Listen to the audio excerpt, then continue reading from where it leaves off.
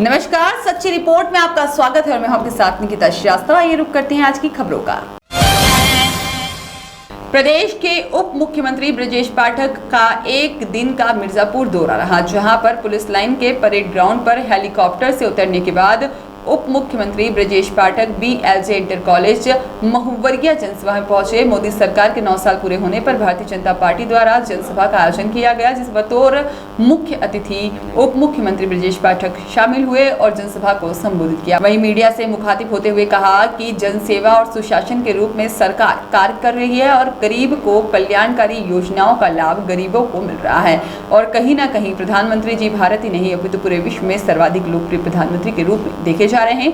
विपक्ष केवल कुर्सी के लिए काम करती है और कुर्सी के लिए लड़ती है। भारतीय जनता पार्टी देश के गरीब जनता के लिए काम कर रही है। वहीं पर बलिया जिले की घटना पर कहा कि उच्च स्तरीय टॉप 5 के 2 डॉक्टरों की तैनाती कर दी गई है और घटना क्यों हुई, कैसे हुई, इसकी जांच का विषय है। यह जांच की जा रही है। सभी के ब्लड सैंपल लिए गए हैं और हम सभी लगे हुए हैं। उत्तर प्रदेश में सभी चिकित्सकों की छुट्टियां रद्द कर दी गई है और सारे चिकित्सालयों में चिकित्सकों को राउंड लगाने के निर्देश दिए गए हैं।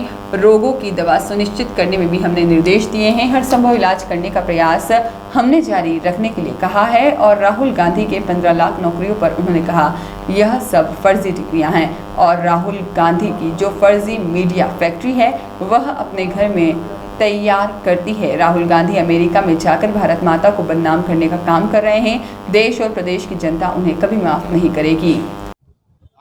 मिर्जापुर जनपद में आज सेवा सुशासन और गरीब कल्याण के 9 वर्ष पूरे होने पर भारतीय जनता पार्टी ने एक विशाल जनसभा का आयोजन किया था। मैं कह सकता हूं कि आज पूरे देश में माननीय प्रधानमंत्री नरेंद्र मोदी जी की लहर चल रही है। मिर्जापुर में जस ढंग से जनसैलाब उभड़ा है।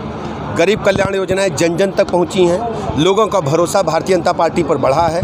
माननीय मोदी जी के रूप में उनको एक अभिभावक ऐसा मिला है जो उनके जीवन स्तर को बदलाव लाने में सफल हुए हैं, उनके जीवन स्तर को ऊपर उठाने में सफल हुए हैं। मिर्जापुर के लोगों ने एक मत होकर के इस बार प्रचंड बहुमत के साथ माननीय प्रधानमंत्री नरेंद्र मोदी जी के नेतृत्व में जब 2024 में तीसरी बार सरकार बनेगी तो मिर्जापुर में तीसरी बार गठबंधन को जिताने का प्रण किया है, फैसला लिया है, ऐसा मैं दावे के साथ कह सकता हूं। सर, अखिलेश यादव का कहना है कि इस बार एनडीए को पीडीओ हराएगा। आप जानते हैं कि समाजवादी पार्टी बुरी तरह से डिरेल्ड है।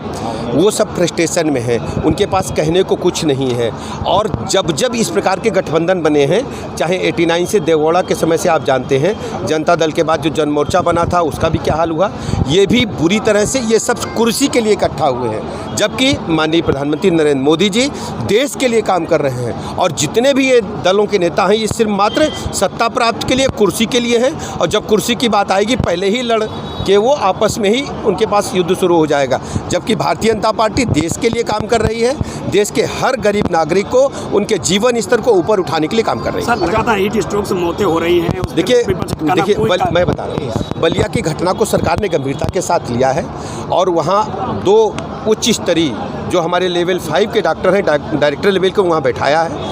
आज हमें कंट्रोल स्थिति नियंत्रण में है। घटना क्यों हुई, किन परिस्थितियों में हुई, उनके ब्लड सैंपल कलेक्ट करके अभी हम लोगों ने जांच के लिए भेजा है। अभी कुछ कहा नहीं जा सकता कि डेथ के कारण क्या थे, लेकिन हमारे लिए चिंता का विषय है।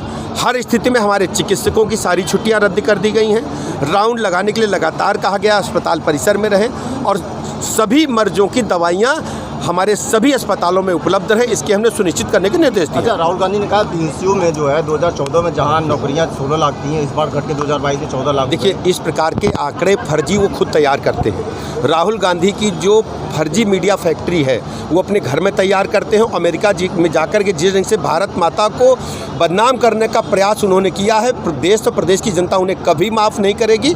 ये सब चुके हुए लोग हैं, केवल गांधी के नाम के आधार पर बैठ करके भोजन ले रहे हैं। उन्होंने देश के अंदर वास्तव में जो गरीबी है कभी नहीं देखी है।